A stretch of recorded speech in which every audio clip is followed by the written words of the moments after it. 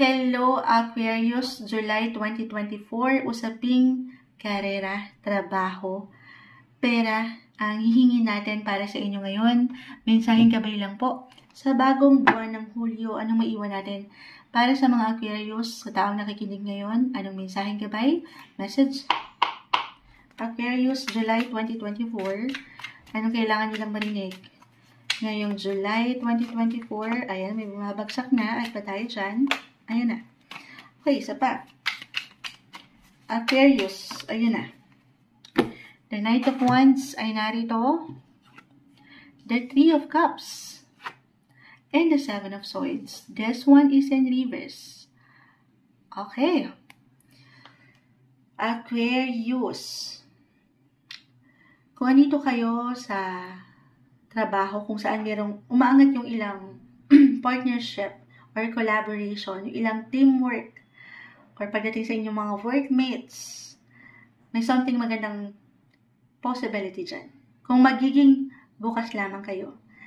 Knight of Wands, papunta kayo doon. Kasi minsan, isang message lang din dito, kailangan nyo lang maging open talaga. Open-minded. Networking mo siya. Hindi. Kumbaga, gaano man tayo parang, sa reality, magkakaiba ng posisyon, sitwasyon ng bawat isa, gaano man parang pakiramdam mo ay, alam mo na to. Di ba may gano'n naman talaga, kumbaga professional na, wala nang masasabi pa ang nakatataas sa'yo. Pero, maging open pa rin daw sa ilang posibilidad, especially pagdating sa pakikipagkomunikasyon, pakikisalamuha, kasi meron tayong something benefits na nakikita dyan. Kasi totoo naman din yun, na bawat isa sa atin ay merong hugot. Okay? At sa hugot na yan, meron kang makukuha na kahit sa simpleng aral or realizations na pwedeng makatulong sa'yo sa iyong buhay karera, sa patuloy mong pag-usad sa iyong posisyon. Okay? Paangatin mo lang, panatilihin yung pag-angat ng motivation mo dito to do the work. Okay? This is the best month to put yourself out there. Meron ditong parang more on pakikibagay. Okay? At the same time, maybe isang indikasyon nito, lalo pa kung medyo naging low-key, yes, pumapasok kayo sa trabaho, hinaharap yung ilang gawain. Kumbaga, hindi kayo naging ready na bigyan ng, alam niyo yun, hindi pa sapat hindi naging pinaghandaan. Meron kayong pinaghandaan ng palihim lang muna, yung ilang diskarte. And this time, parang, eto na. Kung nag-reflect na naging handa naman na kayo, napaghandaan nyo yung ilang proseso na pinagdaanan nyo para bago nyo i-launch, halimbawa, ang isang business, ang isang project, ready na kayo din. Eto, papunta kayo doon. May magandang posibilidad po na naghihintay.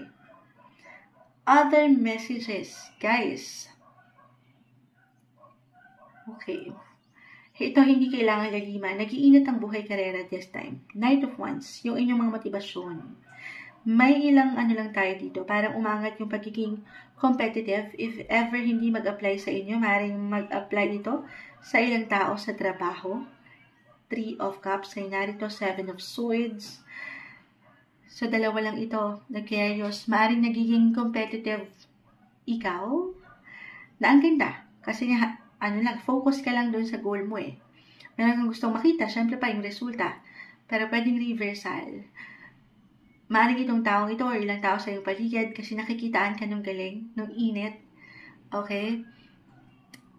Pero hindi na naman kailangan yung intention ay hindi maganda. Maaring nasa-challenge lang din itong katrabaho mo, okay? Or isang tao sa trabaho, nasa-challenge dun sa galing mo. Okay? Baka kasi ito yung sikreto lang din. Merong secrets tayo nakikita. Okay? Merong secret na diskarte. So, dito, huwag kang magpa-apekto. If ever meron man, talagang ikaw yung nararamdaman sa buhay trabaho. Focus ka lang sa goal kasi nai-inspire lang din sila sa'yo. Higit kang titingalain, nakikita ka, napupuna ka. Okay? Patuloy na pagka-busy sa true lang. At ang ilan ay, ito nga parang meron kayong piniprepare ng tahimik, inilalaban ng tahimik, but at the same time, nang hindi nyo naman nagiging, hindi kayo nagiging close o sarado ang inyong isipan sa ilang posibilidad na meron at meron pwede pang makatulong sa kung ano mang pwede niyong kaharapin. Pero may improvement po sa work. Kaya naman ito, parang meron tayong nakikitang competitiveness na umaangat, ilang challenge sa tulang. Pero as long as nandito ka, nagpapakita ka ng iyong presensya sa iyong ginagawa, maging ano pa man yan, merong improvement po. Paangatin lang yung iyong boses, okay? Paangatin lang yung boses sa kung anong nais mong suggestions, kahit sa simpleng komento, baka meron niyang maitulong eh. Okay, laksan ng loob. Panatilihin yung lakas. Money-wise, may support. If ever ito ay ipapasok natin dito. May suporta sa ilang kaibigan, ilang katrabaho. Hindi ka nag-iisa. Sabi ko nga, yung teamwork, may pagtutulungan dito. Lalo pa kung isa lang naman yung goal nyo sa inyong work. Isa lang naman yung hangarin nyo na marating. At yun ay marating ang goal. Alam mo yun, yung resulta na inaasam ng lahat.